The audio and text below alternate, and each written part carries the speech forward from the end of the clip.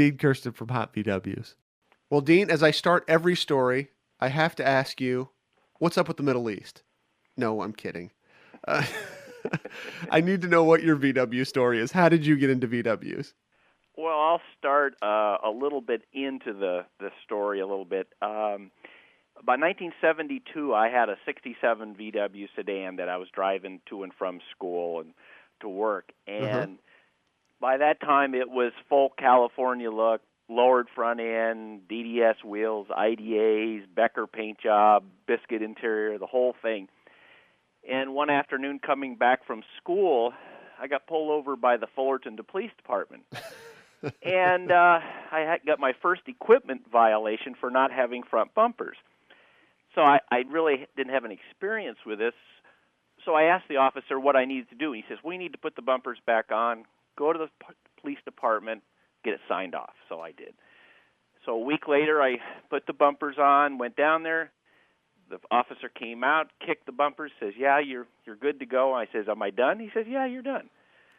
So about 2 months later, Sunday morning at my parents' house, there's a knock at the door, and there's 2 La Habra police officers with a warrant for my arrest. Well, my mom answered the phone in her pajamas, and she says, my dad says, well, what's going on? She says, oh, they're here to arrest Dean for his stupid Volkswagen. So I went to the door, and they said, yeah, we have a warrant for your arrest for failure to appear on a fix-it ticket. So I got handcuffed and hauled to the police department, and so I have a criminal record for not having front or bumpers on a cowlick car. Congratulations. Now, in 72, did they call it cowlick? Oh, no. I mean, that didn't. That name came from Gerald Haddef, who penned the February 75 issue, and so there was no look. It was just, that was we never even considered a name for what we were doing. So cars weren't really segregated then. You didn't have like the German look and the cow look and all that stuff. No, no one had really spent that much time giving them names. Oh, so you're dealing with a hardened criminal. I just want to let you know, Ray. And you know what? That's all right. Now I'm sure by you've done your debt to society. They probably had you pick up garbage on the side of the road or wash police cars or something like that, right? It wasn't that. I think I had to pay an attorney $100 to plead my case, which was insanity, of course. Mm-hmm. And I had to put the bumpers back on my car again. And then my dad said, if you ever take your bumpers off. And then I had to kind of convince him that T-bars were legal. And that was a tough one. But, yeah, we stayed out of trouble from then on. Sort of. So that kind of was, how did you get that first VW, the 67? Well, my brother bought the first Volkswagen in our family. My older brother, Eric, he bought his car in 68, which was just a stock 62 40 horse. And I was the one that was the designated mechanic, so I started doing tune-ups, and I didn't know anything about them, but I just kind of figured them out. And so he started buying things like mechanical advanced distributors and exhaust systems, and yours truly got the honors of putting all this stuff on and trying to figure it all out. Nice. And then a few years later, I bought my own. When do you think it hit you that you realized, I really like these cars? Well, actually, I think I liked some of the English cars first when I was in high school because of the gassers that were running at the drags in. I really preferred some of the early Anglias and the Austins, but I could never find them. And then it became pretty apparent through my brother's car that the Volkswagen was real reliable and it was easy to work on. And I just kind of by default that, if I'm going to have to go back and forth to school, this is what I need to buy instead of some old Ford Anglia. Mm-hmm. Now, what started you down the path of writing and all of that? What was kind of your goal with that? Well, if you talk to my high school English teacher, he'd probably roll over in his grave that I am a writer because I was pretty bad. I never and had a criminal. any inclination of doing any writing. I think what was the turning point for me is after my car was in the February 75 issue and I got to know Tom Chambers, who was the editor of Hot VWs at the time, he knew that I was involved in all the street stuff, and I was also going out to the sand a lot. He asked me if I would take some pictures out in the sand of what was going on. That led into them buying some photographs as a freelance basis, and then he says, you really need to start writing this stuff. Well, I didn't have a clue about what I was going to write about, and I couldn't type or anything, but I tried, and he was very patient with me and rewrote my stuff pretty heavily, and, about a year later, they offered me a job. Oh, and that's why your early stuff is considered your best, right? I don't know about the roughest, I would say, but they needed somebody that was really involved in the fast street cars, as well as they needed somebody that was really into the sand, and I had kind of spent a lot of time in both areas. Mm-hmm. How did you get involved in the sand stuff? Is that just because, being on the West Coast, that's really part of the culture? That was part of it. There again, it was through working part-time at Fleming and Aronson. A lot of their customers were building sand rails, and one particular weekend, Thanksgiving is the biggest weekend of the year for sand buggy guys. Mm-hmm. And Thanksgiving was coming up, and they had just built this big roller crank motor for a guy named Al Weedman, and it was a lightweight car, and they were going out to the dunes out at Dumont, which is out by Baker, California, and he needed someone to go along with him. So I said, yeah, I've never been before, and that one trip in a lightweight car that had probably about 150 horsepower, that was it. And that's why I sold my street car, and then I ended up building a sand rail. Ah. Now, what was those early days at FAT like for you? Well, it was a learning process because I didn't really know that much about engine assembly. I knew the bolt-on stuff, and I was going to college in Fullerton, which is where the police action occurred, and I was wanted to do more modifications to my car. Well, through Jim Edmonston, I met Ron Fleming and Greg Aronson, and I said, I'd like to, work here part-time and clean parts, and they said, sure, we could use a grease monkey. So basically what I did is just took motors out of cars and took them apart and cleaned them and just helped out where I could, and I just kind of learned a little bit from those guys of what was going on, and, that kind of set the pace for the direction I went from there. Now we'd actually talked on the show before about the 75 issue of Hot VWs, the February issue, the cow look issue. Could you recount that story again about how your car got selected for that? And well, Gerald was a freelancer, and he was doing a lot of stuff for Drag Racing Magazine and probably Popular Hot Rodding and stuff. Mm-hmm. And he became good friends with Darryl Vitone at the race shop in Riverside, and then through Darryl got to meet Ron and Greg at Fleming and Aronson. Well, when he approached Hot VW with an idea of what was going on in the street, and they finally gave him the green light, he started looking for cars. Well, Jim Holmes's white 62 sunroof was his first choice because that was kind of the house car. That was the car that everybody was the most proud of. Mm-hmm. And I just happened to be working there, and he saw my car, and he goes, yeah, that'll work. And then he went to Mark Bueller and Roger Greco and Mike Lemire for the other cars, and so I just happened to be at the right spot at the right time. Now, all these years later, and that has become the issue. How does that make you feel? Well, I feel very fortunate that I just happened to be there, and I look back that there was so many nice cars on the street at that time that any one of them could have been in that issue. But I feel very fortunate that the fact that I was one of, 5 cars, and mm-hmm. Since that time, that issue has become elevated to a very high stature, that's for sure. Yeah, well, it's one of the cars that has defined a style and type of car. That's just amazing to me. Yeah. Now I would be remiss if I didn't ask you, one of the things that I've been trying to do with this show is guys that are still around, get them on here and talk to them so we can kind of preserve that. And Jim Wright of Wright Publishing, I don't know a lot about him, but when you start talking about VW history, The guy's got to have a place. So what can you tell me about Jim? Well, he was working for Motor Trend back in the '60s, and he had an interest in off-road, and so when Bon Parkhurst or Joe Parkhurst started talking about doing a magazine about the recreational off-roading, Jim was right there showing a lot of interest. And so when they put that first issue together in 1967, Jim was part of it. And as the more Jim got involved in the magazine, I think he really saw his future. And then when the magazine was put up for sale in late 1970, he was the first one to raise his hand, says, I'm really interested in finding out about purchasing the rights to do this book, and that's what happened. Okay.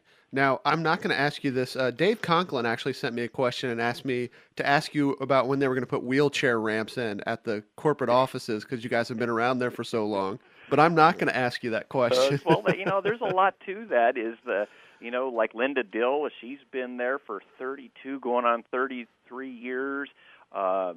Just about all the staff members have been there for 25 or longer, and I think that's one of the successes of the publishing company as a whole is there's a lot of experience and everybody knows their job, and we know how the company works, and it just seems to get the magazine out on time, and we're successful at it. Now, because cars have a tendency, obviously body styles change, fall out of favor, things like that. How many times in the history of working at Hot VWs did you think, this might be the last year that we get to do this? There's been periods of time that the naysayers definitely brought that to our attention. I think the first time is when German Volkswagen sedan was ceased in the late 70s. A lot of people thought, oh boy, this is it. Mm-hmm. And then I think the next milestone was when they closed the north side of the Glamis sand dunes. They really felt, well, that's the end of off-roading as we know it. Mm-hmm. In the 80s, it was when the Brazilian factory closed production. That was another milestone that people thought that would be the cutting point of a lot of the parts coming out of Brazil. And then Mexico, when they closed Mexican production here a few years back. So there's been a lot of milestones that have come and gone, and we're still here. The whole industry is thriving. Mm-hmm. What do you think, what would you attribute that to? Well, I think there's a lot of cars still out there. I think that the car adapts itself to so many different avenues of modification and customizing, and I think people still look upon the car as a blank slate that they can just do so much with. And there's a heck of a aftermarket supporting them with an array of parts that is seemingly endless. Mm-hmm. They did this article on you in Ultra VW, and I thought it was very insightful. You said that one of the cars that you'd love to have was Tar Baby, and I wanted to know what that car did that captured your imagination so much.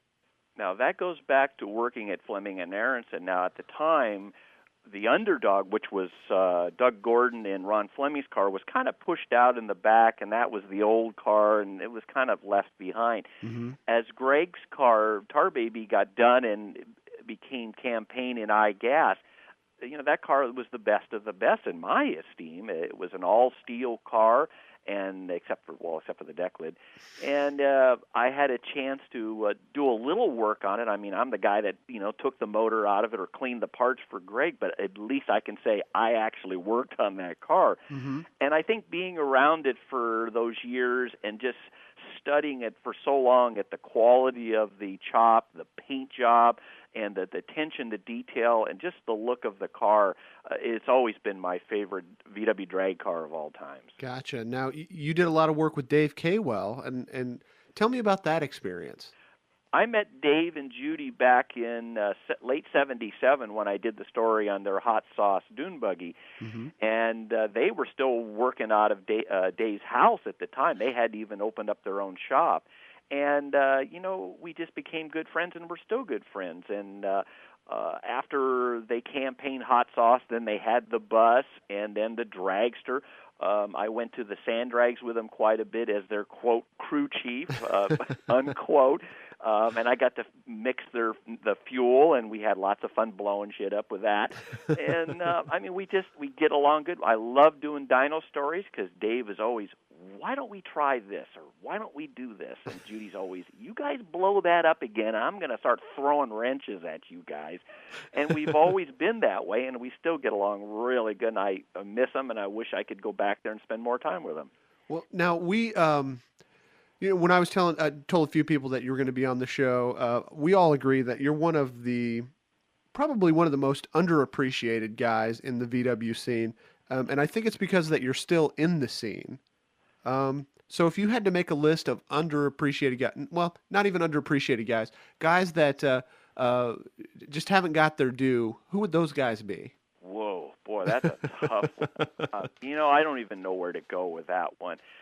I look upon being a photographer and a writer as the guy that reports on what's going on in the industry, the guys that are running the numbers at the drags or setting the records or building the bitchin' cars out there.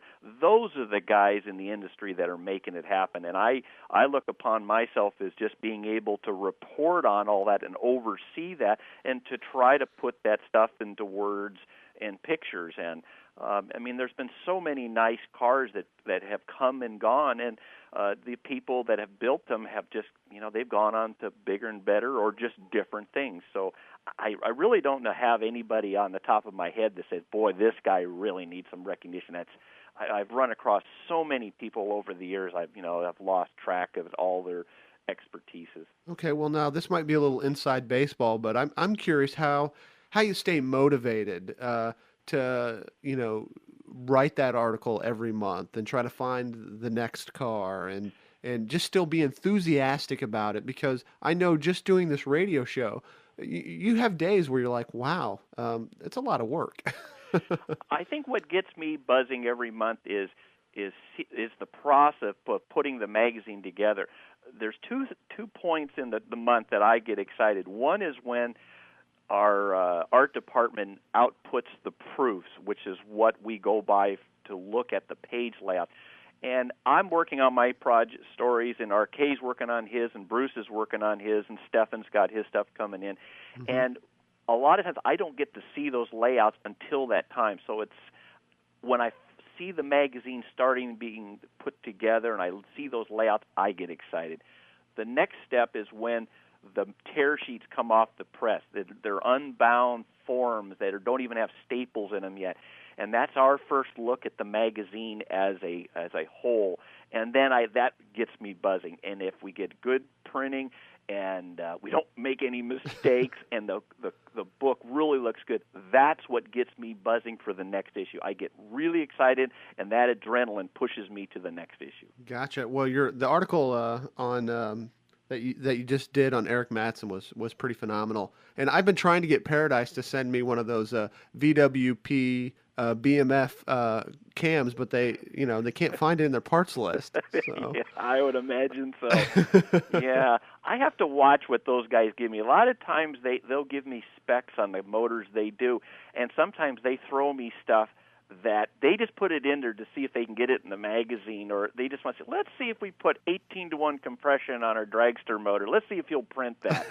Or cam timing, which it collates to a stock Volkswagen camshaft with a 1.8 rocker. Let's see if we can get this past old Dino. And Jason and Chris do that to me all the time. So you can only assume what those initials stand for. What people don't realize, I don't think, if they've never met Jason and Chris in real life, is that they're rednecks. But now, tell me about some of the photo shoots that you've been on. Give me some of those that have went like terribly wrong, and tell me some of your favorite ones to be on. Well, I think the one that probably comes to mind, the most recent one, would be the cover shot with Eric Mattson. And that's the kind of stuff that I love doing. And that goes back to years ago when Jerry used to do this stuff for the drag books. And I go, how did you get this parachute shot or something? And he said, we did this and this. So how that whole thing came about is we had set up a photo session with Eric on Saturday morning at Sacramento before the track opened for qualifying. Mm-hmm. So we went down to the other end, did all the pictures. Well, next thing I know, here comes Jason and Chris to see what was going on. and Dave Cormack shows up in his little Nissan pickup. Oh boy! And so we get this thing all done, and the next thing they're saying something about a parachute shot, and I said something about, what color is your parachute? And then when Eric said, oh, it's purple, and all of a sudden I went, man, orange and purple, that is too cool. Well, as soon as I said that, the loffers they knew what to do, because we had already done it on the dragster a few years back, and they go, well, we got to do this. This thing's got to happen right now. Well, what you end up doing at Sacramento is, to get the sun right, you have to tow backwards. You have to run it from the finish line, so to speak, to the starting line, because that's where the sun is. Uh-huh. Well, we're towing the car, for anybody that hadn't figured out how we do that. And so what we're doing is we're putting a tow strap on the back of the truck to the axle or the hookup on the bumper, or however the car is, and then the car is being physically dragged down the strip with a parachute deployed, and once it gets up around 40, 50, 60 miles an hour, it blossoms. Well, the motor's not running or nothing. Eric's just going along for the ride, waving at the camera. So Jason opens the door, throws Cormac out, says, we need to borrow your truck, pulls around, and then I get in the back of the truck with the camera, and Eric gets in the car with suits up, puts the belts and everything on, and Chris puts the chute out, and we just hit it, and we just go down the track backwards with everybody going like, what in the hell are they doing? The chute pops up, and I just start shooting pictures, and then we move a little bit to the left, a little bit to the right to get different angles, and we get down to the starting line, we stop, and if we need to do it again, we do it again. It's interesting. The difference between a good photograph and a bad photograph, that's not even something you can put into words, is it? It's just something that you see. It just happens. I mean, there's times when you shoot 100 pictures and you can look at them all on the screen and your eye goes immediately, that's the shot. And I've done it with RK. We've looked at a bunch of shots and we immediately go, that's the one. And it's still in a thumbnail size, and you just know it when you see it. So. Yeah. Now, I think you and RK and Bruce always complain about how much work it is over there, so that nobody else tries to come in there and take your jobs. I think you guys are living the rock star lifestyle. We're very fortunate, It is that we're able to do what we really like to do, and I can't tell you how many people I come across, and I'm sure you and your listeners do. People are just so unhappy with their job. They're making good money and they're paying the bills, but they just dread going to work, and all they think about is getting home and going in the garage. And that's not the case with us. We really enjoy it, and when you come out of the winter season and you start getting into the spring, you really look forward to hitting the road and going to events. Now, did you think you'd be there so long? Oh, are you kidding me? When you're in your 20s, you say, hey, if I get a job for the next 6 months, you're happy. I'm still living at home. Right. Now, I have to ask you, now this is not a VW question, but what is it about this free Nissan pickup that you had for 20 years? Oh, yeah. Well, yeah. During the early 80s, we were doing a magazine called Three-Wheeling, which is all about ATCs and quads and stuff like that. And it was something that Tom Chambers and myself started at Wright Publishing, so I was kind of doing Hot VWs and Three-Wheeling at the same time. Mm-hmm. And we had just got going, and ATCs, as you know, in the 80s became huge, and everybody parked their sand rails and had these bikes in the sand dunes and stuff. And I get this call, this is 1986, I get this call from Nissan out of the blue, and they said, this is so-and-so from the PR department Nissan. It says, we'd like to give your magazine a truck. And I'm like, uh-huh. And they said, no, we're going to give you one of our new hard-body trucks. And I said, so what's the catch? He says, all you have to do is paint it, letter it, and take it to the events, and we'll give you the pink slip, which is the title. I said, get out of here. And he says, no, that's the deal. And he said, we're giving 6 of them away to different motorcycle magazines. So I asked Jim, I said, these guys want to give us a truck, but someone's going to have to paint it, someone's going to have to letter it and do all this. And I said, I'll do it. He said, okay. So they gave us this truck, and that was yellow. Actually, Wally World painted it, and I drove that truck for 400,000 miles to 2002 before I actually sold it. So that was a free truck. See, what did I say? Rock star lifestyle right there. That is amazing. Yeah, so unfortunately I had to, I got tired of looking at it and I had to buy a new Nissan, but But yeah, it was good. I definitely milked it for everything it was worth. Now, what about did I hear that you came up with the DDS wheels from your original 67 that was on the Cowlook issue? Yeah, that's a true story. You've got them now for the 67 that you're putting together? That's right. I sold my car right after the February 75 issue sold, or I was on sale. I sold my car to Julie Martin, who she and her husband had it for a few years and sold it again. Well, as far as I know, around 1983, the car got stolen and then ended up getting totaled, and that was basically the end of that car. Mm-hmm. Well, over the years, I've wanted to build another car, and I've had a lot of false starts. But one of the things I've always, liked was those wheels because they were kind of my trademark. Because very few guys had them on the street. Mm-hmm. So I put a classified ad in the back of Hot VWs back in, I think it was the early '90s. Wanted DDS wheels. Mitchell's do not apply. 5 on 205, 4.5-inch wheels. Blah blah blah blah. I get this guy from Palmdale, California.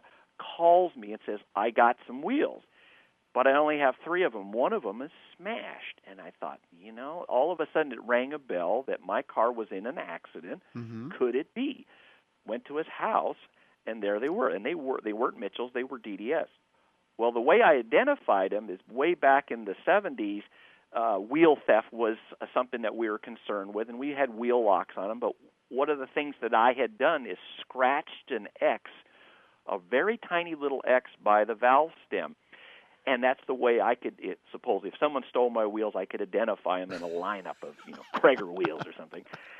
And I looked at them, and, it blew me away. My X's were on these wheels. They were my wheels. Wow. So I bought them back, and so those 2 of those wheels are going on my new car, and because of the rears, I'm putting wider wheels, so I can't use the 4.5.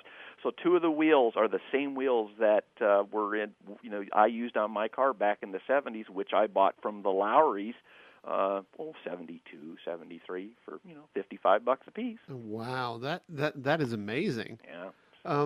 Now, what do you think about, again, and I hate to, because I feel like I'm calling you old, Dino, and that's not what I'm doing, but I am old. You've been lucky enough to be around and talk to a lot of the guys that have kind of formed this industry and are kind of driving it now. Do you see any common threads among these guys? Well, I think the innovators, I think the guys that break the mold, that step out, they make the investment in the hard parts, or they do something that the other guys naysay and say, that ain't gonna work. And that's the thread. I've seen it in so many guys over the years, and unfortunately, it doesn't last forever. But it is remarkable while these guys are on a roll during this period because they're living the life, Mm-hmm. Now, what about the internet? What do you think that's done for our hobby? Well, the communication level has never been this great. I mean, being able to go back and forth with people all over the world with a common interest is amazing. And you see it at the VW Classic especially. You see these people talk about coming out and what they're going to do and where they're going to meet, and they all get hyped up and they bounce off each other.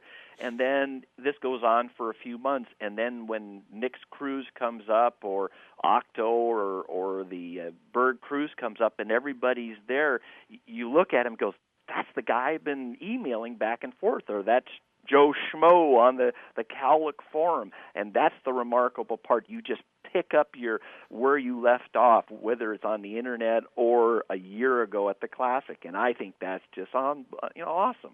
I think it's kind of amazing that Hot VWs has kind of taken a stance of just being an informational website to the business and not really more of a community place. Is that something you think that you guys would want to do? You don't want to do? Well, I know it's a huge commitment. Yeah, when the internet really started kicking in, and everybody thought, forget about display ads, forget about the magazine, it's all going to be web. Right. Why should we pay display ads? We'll just put our whole catalog on the internet, and the money will just roll in. Well, a lot of people found out, at least in the Volkswagen, it don't work that way. Right. The two can help each other. Mm-hmm. So we looked at it as, why should we put a lot of contents on the web when people would just go to that and farm with what they could get off it, and then they wouldn't buy the magazine. So at this point, we're just using the website as back issue references. So if somebody was looking for a particular back issue, and who we are, and also the contact information, and then if they want to write the editors for Tech Talk or Bug Mail, that's the conduit for that. So I think at this time, that's where we want to keep it. Well, I mean, it's a huge commitment. Yeah, I mean, you'd have to have somebody that's their job is the Hot VWs website. That's right. What about, now that VW Trends has gone the way of the dinosaur? How is that kind of difficult for you guys? Because I know that when they were around, that was always kind of a friendly competition. That gave you something to shoot for. That we put together a better issue than you, or we got this guy. How do you feel about that? Well, it's been 2 years, believe it or not, this March since the Trends was their last issue. Mm-hmm. And we look back at that transitional period as, one, it was a surprise to a lot of us that Prime Media, the parent company that owned it, did pull the plug so abruptly. But then when we were looking at the numbers and following the content and the number of ads and stuff, we could see that it was not going in the right direction. After Trends stopped being published, we did see a small increase in newsstand sales because those people then came back over to us. That's about all we saw. We didn't really see any growth in display ads or subscribers because most of those people were already reading our book. Mm-hmm.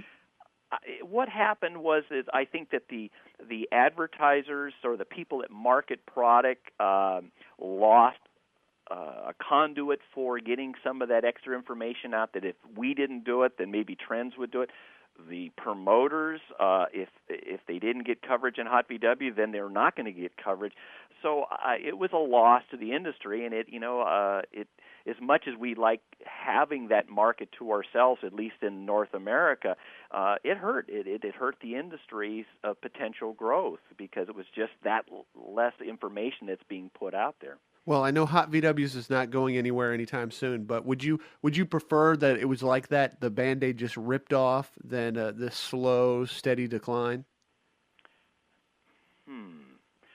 I'm not quite sure what you mean on that. Well, I mean, if Hot VWs had to, decided, okay, this doesn't make sense for us anymore, you as a contributor to that art, would you prefer it just to, you come in one day and they say, look, it's over, and then the next day you have to find another job? Or would you want to be around and slowly watch, it kind of die away?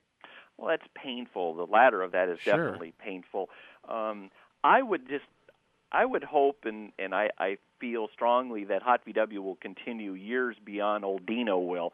And I think there will be a time when I'll just say, I need to start raising oranges in Texas or something, and just say, my eyes are falling out of my head and I can't focus these automatic digital cameras anymore. Right. So I think that'll happen before the magazine will happen, because I think the industry's strong. I think even with the internet content being so strong, I still think that there's a good niche for a printed magazine, because it can still provide a display of car features that the internet never can. You can't hold the internet in your hand, Dean. No, that's the thing. And the other thing is, unless someone pays a salary to a crew, going back to your content on a website, till they pay someone to do dyno test or engine development and to put all that information line by line, part by part on the internet, I don't see that's where the magazine has the market, because the internet can throw information out with the best of them, but it's not going to devote the time and the energy to put a comprehensive dyno story on the web for nothing. Right, Who's going to do it? Right. No, and and going back to my question, I certainly don't think Hot VW is going anywhere. That was more about VW Trends. When they did that, as painful as that seemed to be, that it was just over one day. I would assume, being a guy working there, that I would rather have it that way than slowly watch it, fall apart. Right. Um, But the way I look at it, Ray, though, Prime Media being such a monstrous company, they had the ability to do anything they wanted. They had the money. They could have plugged in anything. They could have put a full-time staff in there to back up Ryan. They could have put more salesmen. They could have promoted the sales. They could have done a lot of things to get that magazine going, but they didn't. Right. They just kind of let Ryan be a one-man show and rely on freelance, and that's what happened. The grass is always greener syndrome, too. I've only got a couple more questions for you, but my next one is really, when you do these epic articles, these 5 or 6 parters, like you did the massive Type 4, how difficult is that? I mean, that's like writing a novelette. I mean, they are the most difficult, but they're also the most challenging, and they're the most fun to do, Ray. Really? Like the story we did with Jake, that probably took 6 months to put together with, trying to figure out the time frame, what we wanted to do, Jake getting all the parts ready. And so for 6 months we talked about this and planned it, and it ended up happening exactly a year ago, where he was slow and I'm slow because of his scheduling for his motor production and for our events. Mm-hmm. And I spent like 5 days there doing that. So we banged the thing out in 5 days. So I have to take notes of everything nut and bolt he does and take images of everything he does, and then come back and figure out, okay, I've got, 500 images, and I've got a whole tablet of paper, and as you know, Jake, he just buries you in graphs and charts and all this information that you're just overloaded, and you have to figure out, okay, we're going to do 3 parts or 4 parts. Okay, if we do 4 parts, then it's 4 parts, 4 pages. How much can we do in each part? Okay, so we introduce the engine, then we get as far as the cylinder heads, and then you have to kind of divide it up into fours and then go from there. The tough thing is that Jake doesn't talk very much, so I'm sure that was real difficult for you too. It was great. He really impressed me, and I had 100 phone calls throughout the production of those 4 parts to try to understand exactly what he was doing, and then he would proofread it, and we'd go back and forth. And I told him in an email here a couple of weeks ago, looking back at what I did in 2006, there was 2 stories that I really enjoyed doing. One was the Type 4 series, and 2 was covering the Silver Dollar race in Perry, Georgia. Those were the 2 most exciting, coolest things I did last year. The Silver Dollar race was so much fun. I had such a good time down there. Now, that kind of gets to that old school debate about Type 1 and Type 4, and what do you attribute that to? Is that just the way people need to be? You got to pick a camp? Well, working at Fleming and Aronson, those guys for a long time were real hardcore Type 1, and they always referred to the Type 4 as tuna boats. And, I mean, we used to laugh at those things. Well, ironically, they became very involved with the Type 4 engine in off-road racing, and I don't think they call it the tuna boat anymore. But, yeah, there's some real strong camps either way. Mm-hmm. And I think Jake found a niche there that he said, I got to break the mystique that these things are boat anchors, they're too heavy, the exhaust valves fall out of them, right. And he really has made it his life quest to change that, and it's pretty remarkable what he's accomplished in such a short period of time. Well, he's either the smartest guy in the room or he's going to be the first one to get an ulcer. So, very intense. Absolutely. Now, so as I leave you here, Dean, what I thought I would do is, you always tease me about being Larry King. So yes. I thought what I would do is, Larry King doesn't really have any signature questions that he asks. But James Lipton from Inside the Actor Studio, he has his 10 questions that he asks everyone at the end of the interview. And I thought it'd be fun to ask you those same questions. All right. So are you ready? You're going to ask me what my favorite cuss word is? We're going to get to that one. Oh, so what is your favorite word? Bitchin'. What is your least favorite word? Can't. What turns you on creatively, spiritually, or emotionally? A challenge. What turns you off? Redundancy.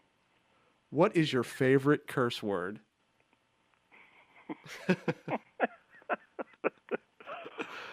That'd probably be the F word. Okay. F-bomb, I think they call it now. That's what those youngsters are calling it now. Yeah. What what sound or noise do you love? Oh, dyno. Engines on a dyno, no doubt about it. What sound or noise do you hate? Silverware on stainless steel. Ooh. You know, like a salad bowl, and you take a spoon and you're like mixing something, and that scrape sound? Right, it goes right to my molars. I don't. Mine is a fork on your teeth. That same kind of thing. That'd be right in there. What profession other than your own would you like to attempt?